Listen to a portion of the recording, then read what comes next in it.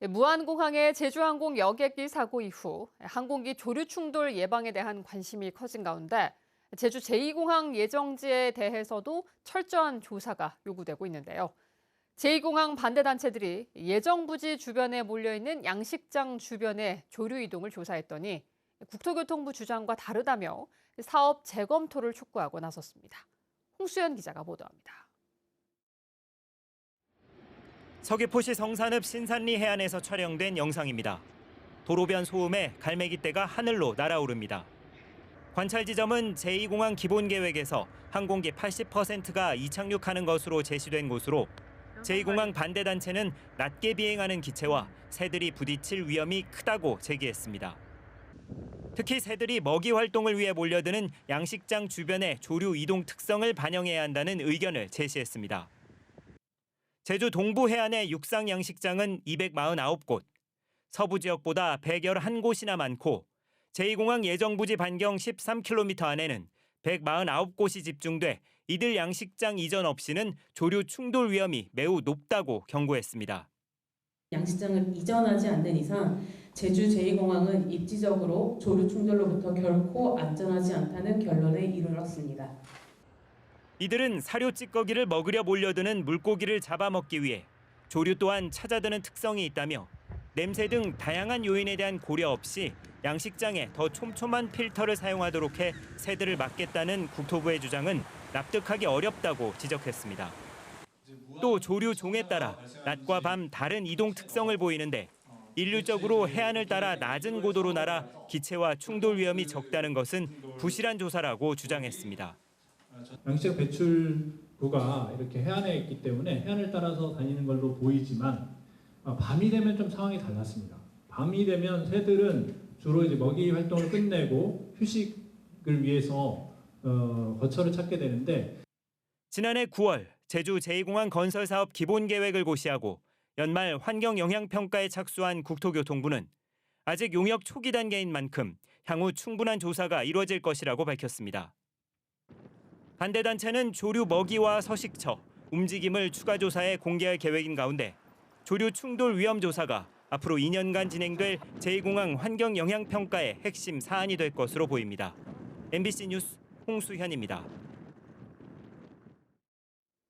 경찰의 수사와 계속되는 피해 신고에도 불법 역배팅 게임이 전국적으로 퍼지자 방송통신심의위원회가 결국 사이트 접속을 차단하기로 했습니다. 수천억 원이 날아간 베팅 사고 이후 한 달 만에 사이트 20여 개를 막은 건데 운영진들은 바로 다른 사이트를 열 것으로 보입니다. 이따금 기자입니다. 지난달 전국에서 7만 명이 하룻밤새 수천억 원을 잃은 역배팅 게임 사이트. 사태 발생 한 달 만에 경고 문구가 뜨고 사이트 접속이 차단됐습니다. 방송통신심의위원회가 심의를 열고 경찰이 의뢰한 사이트 가운데 20여 개의 접속을 차단하기로 결정한 겁니다. 방심위는 해당 사이트들이 국민체육진흥법을 위반해 사설, 스포츠 토토 등을 발행한 것으로 보고 정보통신망법에 근거해 접속 차단을 결정했습니다. 또 국내 인터넷 서비스 업체에 20여 곳의 접속 차단을 통보했고 순차적으로 폐쇄될 예정이라고 설명했습니다. 하지만 운영진들은 바로 우회 사이트를 만들어 불법 사이트 운영을 이어갈 것으로 보입니다. 이미 그동안 사이트 주소 뒤에 숫자를 매기는 등 같은 사이트 주소를 40개 넘게 만들며 차단을 피해왔기 때문입니다. 차단이 되게 되면은 다른 도메인을 갖다가 상부 쪽에서 풀었어요. 그러면은 그 다른 도메인 쪽으로 이제 접속할 수 있게 유도를 했었고. 사이트 개설 자체를 차단하기도 어려워 보입니다. 오프라인 센터를 운영하며 회원을 모집한 중간책들은 국내에 있지만 실제 운영진들은 해외에 거점을 두고 해외 서버를 사용하는 범죄 조직으로 추정되기 때문입니다. 한편 경찰은 2만 명이 넘는 회원을 모집한 제주 센터장을 사기 등의 혐의로 검거하고 사이트 운영진 등 윗선을 쫓고 있습니다. MBC 뉴스 이따금입니다. 지난주 제주에서 교도관을 사칭해 자영업자들에게 수천만 원을 뜯어낸 신종 사기 사건을 전해드렸는데요. 피해자는 바로 신고했지만 계좌 지급 정지 같은 기본적인 조치가 이루어지지 않아 피해를 막을 순 없었습니다. 이유가 무엇인지 장우리 기자가 취재했습니다. 제주교도소에 납품을 시켜주겠다는 교도관 사칭에 속아 3,200만 원을 입금한 축산업체 대표. 돈을 보낸 뒤 1시간여 만에 사기임을 깨닫고 바로 경찰서에 신고하며 계좌 지급 정지를 요청했습니다. 그런데 신고 이틀이 지난 23일 오후까지도 사기범의 계좌는 지급 정지되지 않았습니다. 지급 정지는 그때도 설명드렸다시피 은행에 선생님이 직접 하셔야 되는 겁니다. 아니 제가 말씀드렸잖아요. 그 경찰서에서 공문을 보내야 지급 정지 된다고. 예예, 공문은 보내드릴게요. 진짜 너무하시네 진짜. 지금까지 안 하신 거예요 그러면? 예예, 아직 안 했는데. 현행법상 보이스피싱 범죄와 연루된 경우 즉시 계좌 거래를 막을 수 있지만 이번처럼 물품 거래와 관련된 사기는 보이스피싱으로 분류되지 않습니다.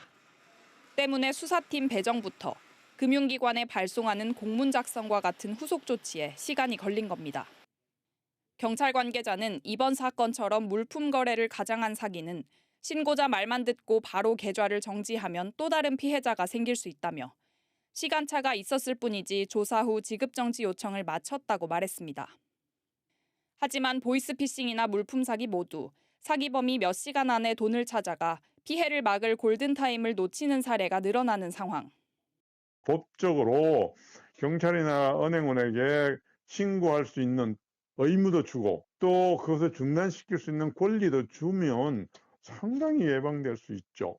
근데 지금은 그런 것이 법제화되어 있지 않는 한 보이스피싱의 범위를 확대해 신종 악성 사기범들의 계좌도 즉시 정지할 수 있도록 하자는 법안들은 국회에 여전히 계류 중입니다. MBC 뉴스 장우리입니다. 노동절과 어린이날이 이어지는 황금 연휴에 25만 명의 관광객이 제주를 찾을 전망입니다. 제주도 관광협회에 따르면 다음 달 1일부터 엿새 동안 이어지는 징검다리 연휴에 제주 방문 예상 관광객은 25만 2천여 명으로 지난해 같은 기간보다 0.9% 줄었습니다.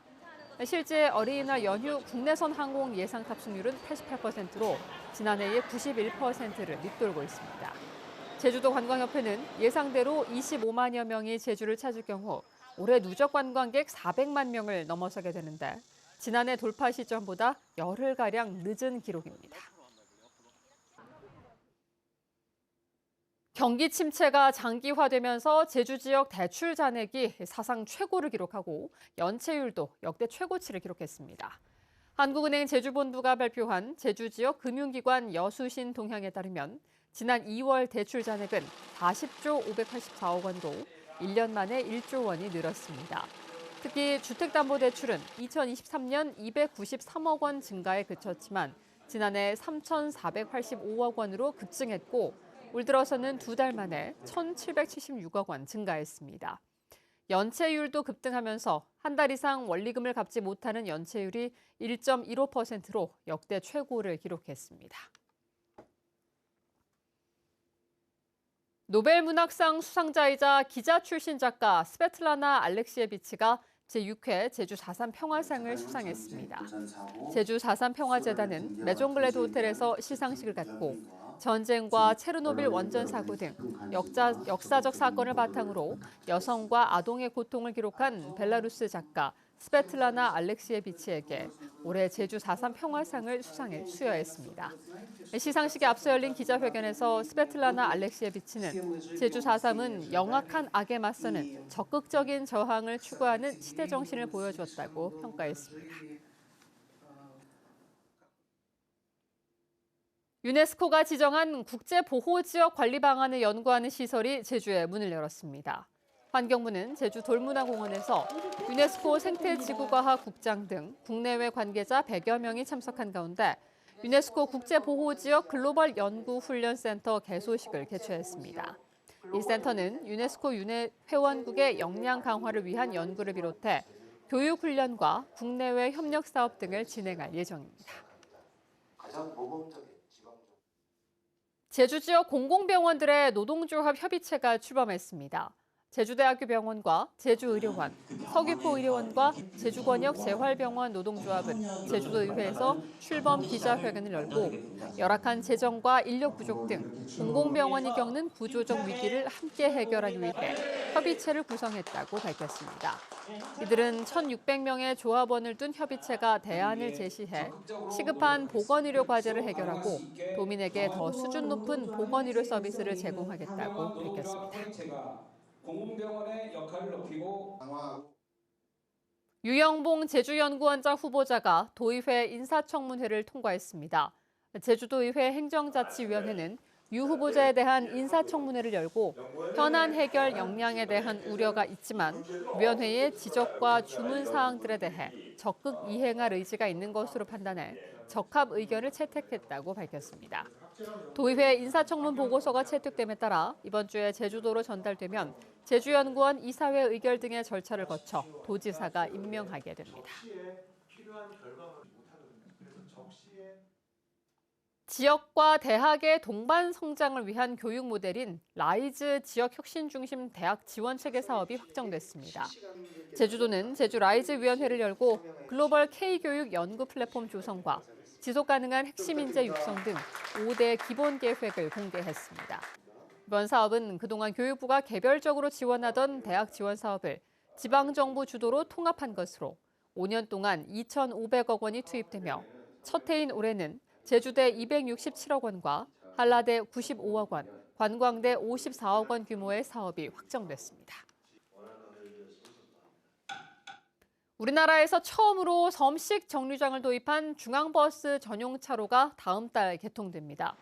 제주도는 중앙버스 전용 차로를 활용한 대중교통 체계인 제주형 간선 급행버스 체계의 서광로 구간을 다음 달 9일 오전 6시부터 개통한다고 밝혔습니다.